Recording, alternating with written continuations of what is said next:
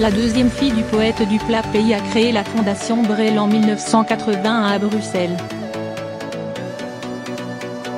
Quelques jours avant les commémorations des 40 ans de la disparition de son père, le 9 octobre 1978, Le Figaro est venu en Belgique pour la rencontrer. Comme son père, elle aime les mots chemin, carrefour, les fulgurances entrecoupées de silence. France Brel, la deuxième fille de Jacques Brel, anime depuis 1981 une fondation dédiée aux poètes du plat pays, assise à quelques mètres de la Grande Place de Bruxelles.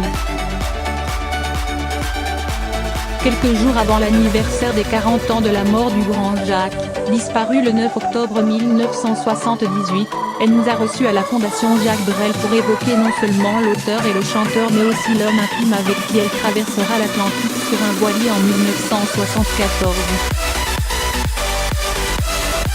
Depuis que la scénographe Johanna Gilson a repensé l'endroit pour faire découvrir toutes les facettes du grand Jacques, dont Georges Brassens disait qu'il était multiple, le lieu ressemble au voyage de sa vie, de Bruxelles aux Marquises. Dans ce lieu rare, France Brel nous explique pourquoi sa vie raconte ses chansons. Universal vient de sortir une nouvelle et exceptionnelle intégrale. Et comment celui qu'elle appelle désormais Jacques a tracé son chemin à chaque carrefour. Le Figaro, la Fondation Brel, qui existe depuis 1981, a-t-elle pour objectif d'assurer la postérité de l'œuvre de votre père? France Brel, nous ne faisons rien pour sa postérité. Elle vivra comme ses chansons. C'est le public de Brel qui nous intéresse. Notre travail de compilation de ses œuvres et de ses souvenirs consiste à tenter d'expliquer, de dialoguer avec les gens qui viennent ici à Bruxelles pour découvrir l'homme aussi bien que l'artiste. Vous sous-entendez donc que pour comprendre le parcours artistique de Jacques Brel, il serait nécessaire de mieux connaître l'homme. Ici, à la Fondation, nous allons au-delà du chanteur. Jacques concevait sa vie comme un voyage. Il se rêvait Vasco de Gama. Il est un auteur pèlerin. Il avait besoin de bouger, de changer d'horizon. J'essaie à travers tous les documents retrouvés de montrer ce Brel méconnu. Cette face encore aujourd'hui secrète permet d'éclairer, je le crois profondément, son œuvre. Justement, pouvez-vous nous parler un peu de votre père tel que vous l'avez connu? Il faut d'abord dresser le décor de sa vie. C'est un homme en continuelle recherche de lui-même, de sa vie, de ce qu'il va faire, de ses rencontres, de ses carrefours à traverser. Il faut toujours qu'il ait l'impression de vivre les événements intensément. Tout cela peut paraître contradictoire car Brel, c'est celui qui écrit Amsterdam et ne me quitte pas. À quel moment de votre vie avez-vous compris que votre père était Jacques Brel?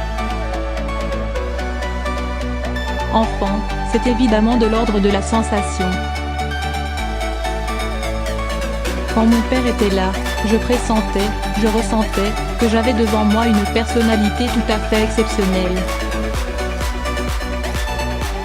Certes c'était mon père, et je l'appelais papa, mais bien au-delà de ça, j'avais l'impression que c'était quelqu'un de totalement différent. Et je ressentais cela aussi dans le regard des autres. Le mot qui me vient maintenant, c'est que j'étais subjuguée. Ce que je ressens quand je suis auprès de lui, je ne le ressens qu'avec lui, comme s'il y avait dans ces moments quelque chose de juste. Comment se comportait-il avec vous? De ces années où j'étais petite fille, j'ai gardé des souvenirs de bouts de phrases. Il s'exprimait souvent de façon concise, un peu comme dans ses chansons composées de vers courts et puissants. Parfois, il y avait aussi des silences mais qui n'étaient jamais pesants comme lorsque l'on contemple un paysage magnifique. Beaucoup de regards silencieux qui en disent long. Mais tout ça est purement intuitif, de l'ordre de la sensation. En 1974, vous allez traverser l'Atlantique avec lui et Madlib Ami sur un voilier de 60 pieds. Parlez-nous de ce voyage. J'ai 21 ans et cette aventure durera 7 mois. On part d'Anvers vers le sud de l'Angleterre, puis on descend vers les Açores et les Canaries.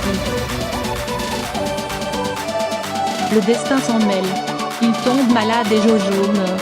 Son ami Georges Pasquier, note de la rédaction. Sur la Squois, je suis heureuse malgré les difficultés de navigation. Vous imaginez qu'il n'y avait pas de pilote automatique. À la barre, nous recevions des paquets de mer. Quand il pleuvait, nous étions rincés. C'était une vie de vrai marin. Cette aventure, je l'aimais comme il l'aimait. Sur le bateau, il y avait Madoli aussi. Cela vous a-t-il choqué? Non, car je ne me posais pas de questions. J'ai assez vite compris à l'adolescence que mon père voyait d'autres femmes que ma mère. Jacques était un homme très pudique qui ne vivait pas dans l'ostentation. Tout cela, finalement, était assez naturel. Allez-vous écrire un jour l'histoire de vos souvenirs de jeunesse? Oui, mais j'essaierai de le faire avec beaucoup d'élégance. Par respect des gens qui aiment Brel. Je ne veux pas qu'on pense que je veuille régler des comptes. Par exemple, il est de bon ton aujourd'hui de parler des copines de Jacques, en insistant lourdement sur des souvenirs privés qui n'appartiennent qu'à lui. Moi, si j'évoque Suzanne Gabriello, ce sera pour dire de belles choses sur ce qu'elle lui a apporté. C'est ce qui intéresse, j'en suis sûre, ceux qui admirent l'homme et ses chansons.